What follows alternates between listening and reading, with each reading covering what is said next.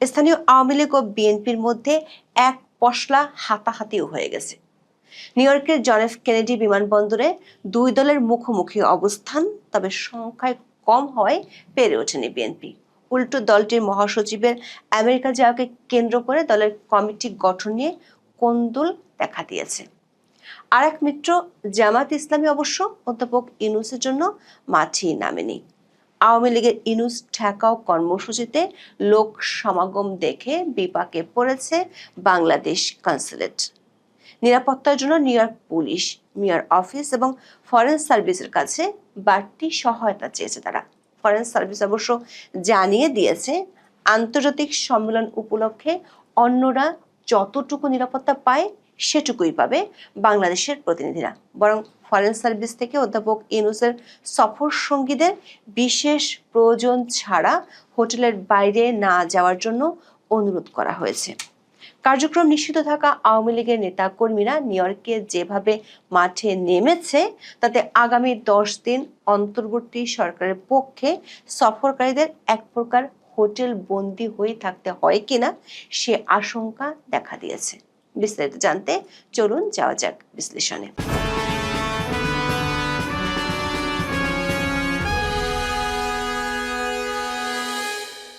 অধ্যাপক ইউনূস জাতিসংঘের সাধারণ পরিষদের 80তম সম্মেলনে যোগ দিতে গত রাতেই বিমান ধরেছেন। প্রথমে কথা ছিল 3 মিত্র, বিএনপি, জামাত ইসলামী এবং এনসিপির 4 নেতাকে সাথে নিয়ে যাবেন। কিন্তু বিএনপি থেকে 2 জন নেওয়ার সিদ্ধান্তে মন খারাপ করে বসেন বাকি 2 মিত্র। তাদের মান ভাঙাতে যোগ করেন আরো 2 জনকে। শেষমেশ 3 দলের 6 জনকে নিয়ে উড়াল দেন অধ্যাপক ইউনূস। সাথে ছিল বিশাল লটবহর। বিএনপি ও জামাতকে সাথে নেওয়ার এই কৌশলের কারণ হিসেবে অনেকেই দেখছেন, গত কিছুদিন ধরে যেভাবে দেশের বাইরে আওয়ামী লীগ অন্তর্বর্তী সরকারের বিরুদ্ধে শক্তি প্রদর্শন করছে, সেটি ঠেকানোর শক্তি অনির্বাচিত সরকারের প্রতিনিধি হিসেবে অধ্যাপক ইউনূস ও তার টিমের নেই। মাত্র কয়েকদিন আগেই লন্ডনের পুলিশের সামনে ডিম ছুড়েছিল আওয়ামী লীগের নেতাকর্মীরা উপদেষ্টা মাহফুজ আলমকে। অন্তর্বর্তী সরকার আর এক মিত্র গণ অধিকার পরিষদের সাধারণ সম্পাদক রাশেদ খান বিষয়টি নিয়ে ফেসবুকে পোস্ট দিয়েছেন। জনাব রাশেদ লেখেন, অন্তর্বর্তী সরকারের উপদেষ্টাগণ জাতিসংঘ সফরে 3টি রাজনৈতিক দলের প্রতিনিধিদের নিজেদের প্রোটেকশনের স্বার্থে নিয়ে গেছেন। রাশেদ খান মনে করেন, এই প্রোটেকশন দেয়া ছাড়া সেখানে রাজনীতিবিদদের কোনো কাজ নেই। জনাব রাশেদের এই কথার প্রতিফলন অবশ্য এরই মধ্যে সামাজিক মাধ্যমে দেখা গেছে। সামাজিক মাধ্যমে বেশ কিছু মিম ভাইরাল হয়েছে, যেখানে এই 3 রাজনৈতিক দলের যারা সফর সঙ্গী তাদেরকে একেবারে ছবি বানিয়ে অধ্যাপক ইউনূসের বডিগার্ড হিসেবে দেখানো হয়েছে। রাশেদ খান অবশ্য অধ্যাপক ইউনূসের বিরুদ্ধে একটি গুরুতর অভিযোগও করেছেন। সেটি হলো, অধ্যাপক ইউনূস তার প্রোটেকশন দিতে গিয়ে এই যে বিএনপি জামাতের 4 নেতাকে নিয়ে গেল, তাতে বিদেশের মাটিতে রাজনৈতিক দলগুলোকে মুখোমুখি অবস্থানে দাঁড় করালো। ঠিক যেভাবে গত 13 মাস ধরে জাতীয় ঐক্যের নামে বিশাল এক অনৈক্য কমিশন দেশে গড়ে তুলেছেন, সেটার ছোঁয়া বিদেশের মাটিতেও রেখে আসতে চান শান্তিতে নোবেল বিজয়ী। দৈনিক মানবজমিন অবশ্য একে বলছে দেশের কাইজ্জা বিদেশের মাটিতে নিয়ে যাওয়া হয়েছে। পত্রিকাটি আশঙ্কা করছে, সহিংস আচরণ ঠেকাতে নিউ ইয়র্কে অ্যাকশনে যাবে পুলিশ। ফলশ্রুতিতে ঘটনা থামলেও তা স্থানীয় এবং আন্তর্জাতিক সংবাদ মাধ্যমের শিরোনাম হয়ে দেশের ভাবমূর্তিতে দীর্ঘমেয়াদে মারাত্মক প্রভাব ফেলতে পারে। এই আশঙ্কা যে একেবারে অমূলক নয় তার প্রমাণ এর মধ্যে পাওয়া গেছে। নিউ ইয়র্কের জ্যাকসন হাইটসে বিএনপি এবং আওয়ামী লীগের নেতাকর্মীদের মধ্যে হাতাহাতির ঘটনা ঘটেছে। নিউ ইয়র্ক সময় রোববার রাত 8টার দিকে এই ঘটনা ঘটে। বিভিন্ন গণমাধ্যমের খবরে বলা হয়েছে, আওয়ামী লীগের নেতাকর্মীরা আমেরিকার বিভিন্ন প্রদেশ থেকে এসে নিউ ইয়র্কে জড়ো হয়েছে। প্রায় 1000 খানেক নেতাকর্মী সেখানে উপস্থিত হয়েছে। তারা বিভিন্ন গ্রুপে বিভক্ত হয়ে যেখানে ইউনূস সেখানেই প্রতিরোধ কর্মসূচি পালন করার ঘোষণা দিয়েছে। সে তুলনায় বিএনপি নেতাকর্মীদের সংখ্যা অনেক কম। জ্যাকসন হাইটসে কথা কাটাকাটির এক পর্যায়ে 2 গ্রুপের মধ্যে হাতাহাতির ঘটনা ঘটে। পরে নিউ ইয়র্ক পুলিশ এসে তাদের ছত্রভঙ্গ করে দেয়। বিএনপি সমর্থক এক ব্লগারকে নাজেহাল করতেও দেখা যায়।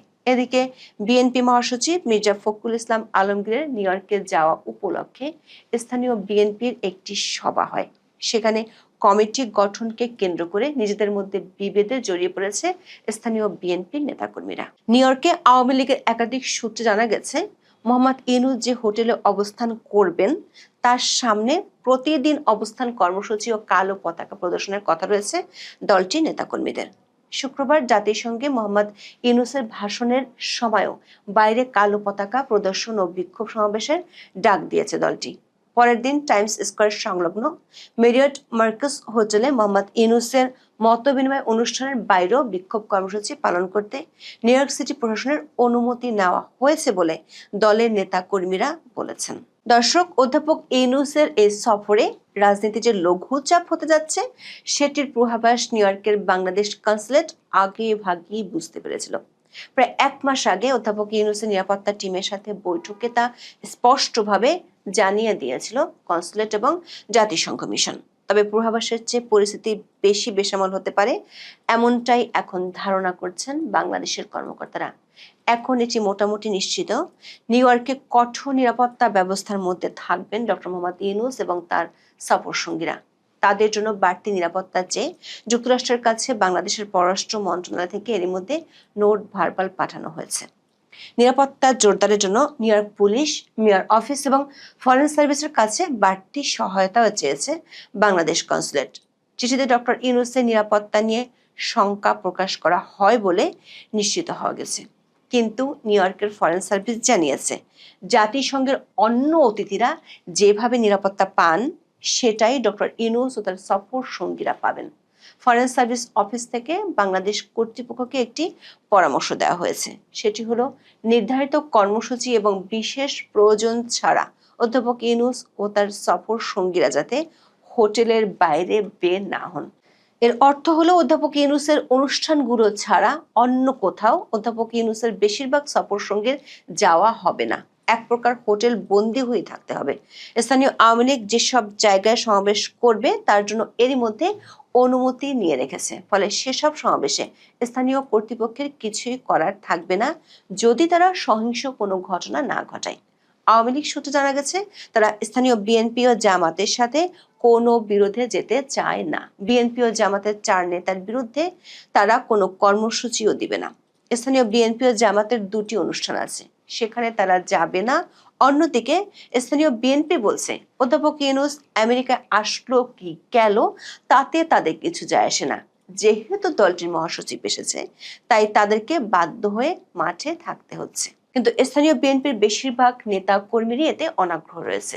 আর জামাত ইসলামী অধ্যাপক ইউনূসের জন্য ঘোষণা দিয়ে মাঠে নামতেই রাজি নয়। দলটির উচ্চ পর্যায় থেকে এই মুহূর্তে কোনো ধরনের বিরোধে না যাওয়ার পরামর্শ দেওয়া হয়েছে। আর এক মিত্র এনসিপির সমর্থক আমেরিকায় আছে কি না সেটি অবশ্য বিজ্ঞাপন দিয়ে খোঁজার মতো বিষয়। শেষ পর্যন্ত দেখা যাচ্ছে দেশীয় কার্যা বিদেশে নিয়ে গিয়ে বিএনপি ও আওয়ামী লীগকে আর এক দফা মুখোমুখি দাঁড় করাতে বেশ সফল হলো অধ্যাপক ইউনূস। তাতে দেশের ভাবমূর্তির 13টা বাজলেও কিছুই যায় আসে না। যেভাবে স্থানীয় আওয়ামী লীগ ও বিএনপি মুখোমুখি অবস্থান এরই মধ্যে নিয়ে ফেলেছে, তাতে রাজনীতির লঘুচাপের ঠিক পূর্বাভাস এই মুহূর্তে দেয়া মুশকিল।